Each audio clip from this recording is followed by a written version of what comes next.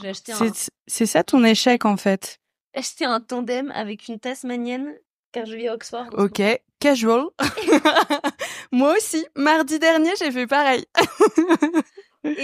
Et donc voilà, et donc c'était les examens et après les examens, on a bu une bière à midi parce que c'est les examens, couché à 4h du matin. C'est des Anglais. Et fait du tandem. Et parce que c'est des Anglais, et fait du tandem, qu'est-ce que tu veux que, évidemment, c'était écrit. Je m'en sors bien de pas avoir la moitié de la donquette. Tu t'en sors hyper bien. Ridicule. À la limite, ça repulpe les lèvres, c'est des injections hyaluroniques gratuites. Tout aussi pathétique. Cette histoire est pathétique. Mais bon, c'est pas grave, voilà. Mon existence au monde est un échec, tu vois. Bon, bah, ça y est, c'est la fin de notre épisode. J'espère que ça vous a intéressé. En tout cas, moi, j'ai appris beaucoup sur toi, sur les Anglaises, sur la bière. On a réfléchi ensemble. Alors déjà, bonjour Camille Etienne. Je suis ravie de te recevoir vraiment dans ce podcast. Attends, je vais sortir parce que je m'étais pris des petites notes. Trop classe. Trop classe. Attends de voir les notes. Tu me jugeras après. Tu savais le nombre d'interviews que je fais où des gens disent votre prénom du coup c'est Manon. Alors non, pas du tout. Ah la vache. Bonjour Étienne. Voilà aussi. C'est pas grave. Donc tu es activiste écologique et porte-parole du mouvement On est prêt. Ça plu. Ça plu. Non, tu vois. T'as parlé un peu trop vite, je pense. Sur Wikipédia, je sais que tu ne maîtrises pas l'information qui s'y trouve. Et, ouais, c'est vrai. Voilà. Donc on va parler au passé. Tu as été. Je fus été. Tu fus. Et surtout, avant qu'on commence cet épisode, je voudrais parler de quelque chose qui a un peu changé mon paradigme. C'est ce mouvement que, alors déjà, la recherche que tu as faite autour des nanoparticules, c'est ça, présente dans les poils vendus. Est-ce que je m'explique? C'est des molécules. Alors je suis devenue prof de chimie entre-temps, mais si tu veux, je ne comprenais rien pendant longtemps, donc j'ai passé du temps plutôt avec des chimistes, mais c'est des molécules chimiques, c'est encore plus petit que ça. C'est même pas des particules, c'est vraiment des molécules chimiques qu'on appelle les polluants éternels, les PFAS. Ah là là. Et donc ça, c'est présent dans toutes nos poils, les poils qu'on a toujours eu, qu'on utilisait depuis toujours, et puis surtout les poils qu'on change que trop rarement. Et avec ce mouvement-là, et surtout l'aide des réseaux sociaux, tu as créé un truc d'ampleur. Alors pas que toi toute seule, mais t'as été quand même vraiment la chef de file. Et ça a provoqué plein de discussions autour de moi. On s'est tous mis à acheter nos petits poils qui sont extrêmement efficaces et tout aussi fonctionnels que celles qu'on avait. Et c'est vraiment une preuve vivante du pouvoir du changement par le peuple.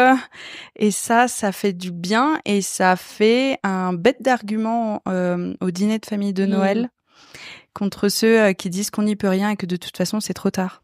Complètement.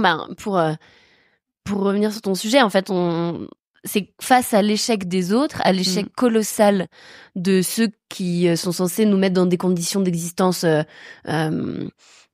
possible simplement, c'est-à-dire les gouvernements. On a remis une partie de notre liberté entre les mains d'un certain nombre de personnes pour que, c'est l'histoire du contrat social, on se dit ok, on peut pas prendre toutes les décisions avec 60 millions de personnes tout le temps, donc on va élire des gens qui sont censés s'occuper un peu de comment est-ce qu'on habite ensemble en société.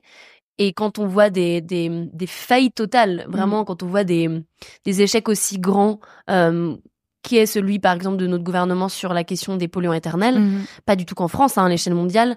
C'est un scandale de santé publique d'une ampleur, mais folle. Et plus je creusais, plus je me disais, mais c'est pas possible.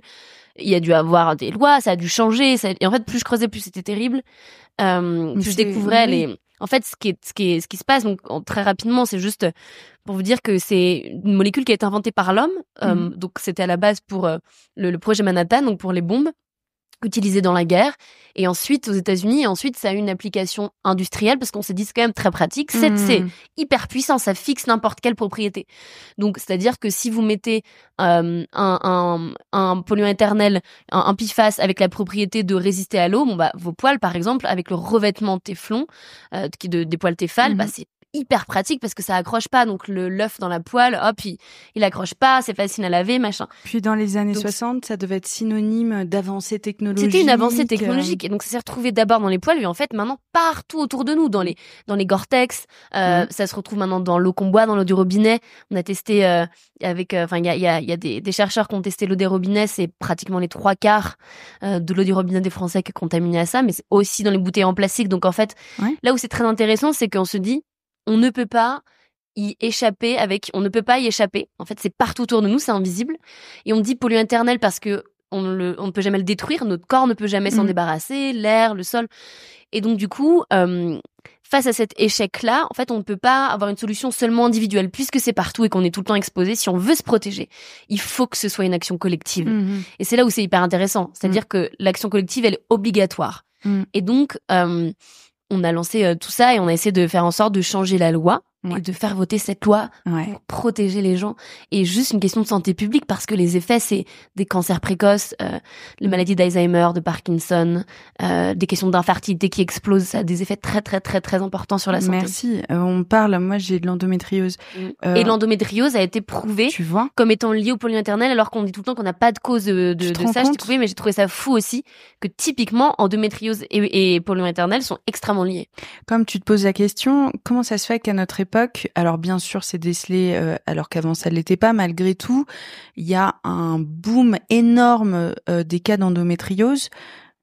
On se pose un peu des questions, tu vois, qu'est-ce qui change? Mais c'est bien notre sûr. consommation et c'est surtout les répercussions des consommations de nos aînés. Complètement. Aussi. En fait, on est les premières générations exposées à ce taux-là et aussi longtemps à de la pollution chimique. Mais je te jure, c'est un sujet qui est en train de m'obséder et en creusant, en fait, on se rend compte que c'est quelques entreprises, en fait, c'est extrêmement concentré la production.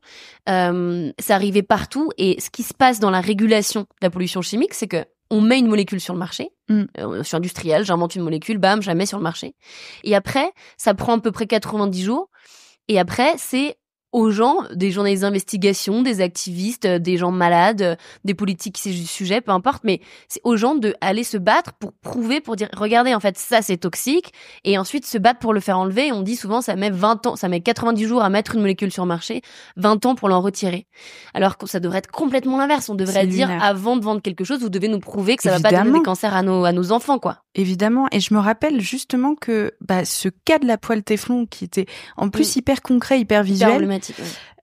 C'est vrai, je me rappelle que t'avais parlé de cette loi et ça nous a tous un peu ouvert les yeux sur le fonctionnement aberrant en fait des choses. C'est ok, prouve-moi que je t'ai pas tué, cherche la balle à l'intérieur de toi et exactement. C'est lunaire. Et on discutait avant d'allumer mon micro. Allumer, je suis une boumeuse. C'est bien, j'aime bien allumer un micro, c'est joli. Allumer la parole. Oh, c'est pas mal. J'ai réalisé il y a quelques temps que je disais un mémo vocal et apparemment je suis la seule. Petit mémo vocal, juste un mémo. vocal, tu peux. C'est vrai, ok, d'accord. J'aime bien je suis assez vieux jeu sur plein de choses, t'inquiète. Je trouve ça romantique. Bon, ça va alors. Oui, on discutait, on parle de quoi, de tes échecs et tout, et en fait c'est évident que en plus ça correspond tellement bien à ton combat. On avait envie ensemble de parler d'un échec à l'échelle mondiale. Et pourtant, d'un optimisme que tu as à défendre quelque chose qui est... J'ai même pas envie de dire que c'est déjà trop tard parce que moi, ça me fout la boule au ventre.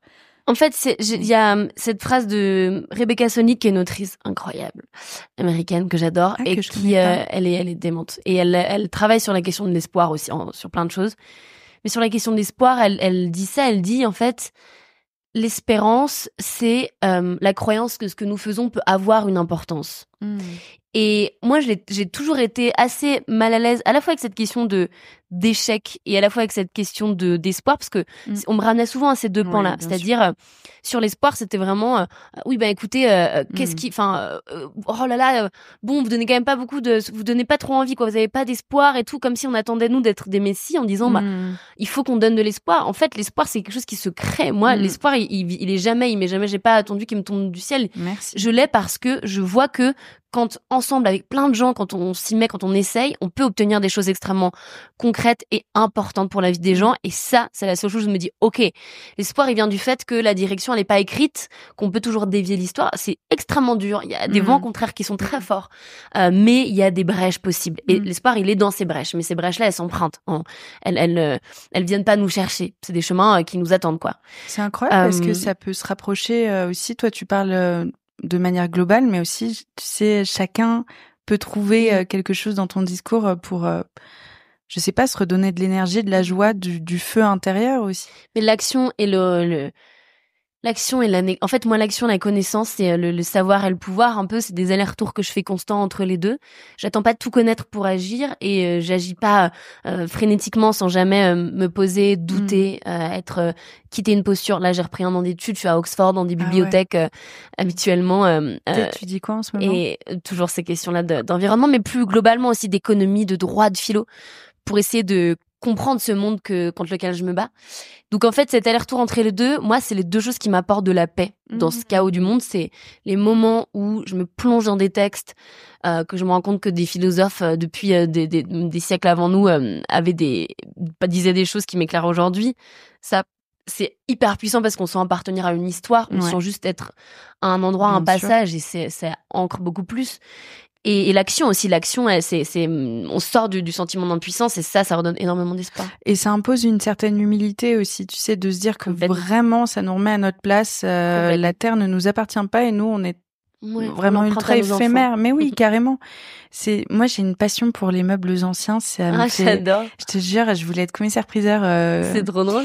Et en fait, ce qui m'émeut, c'est pas, par exemple, je sais pas, le musée des Arts Déco ou Versailles, c'est pas les dorures, les machins, non, ces petits objets du quotidien. Parce qu'à chaque fois, je regarde l'usure et je me dis, quelqu'un l'a touché au XVIIe siècle. Ça, c'est fou. Moi, j'ai ça sur les vieux livres. Mais tu vois ce que je veux dire?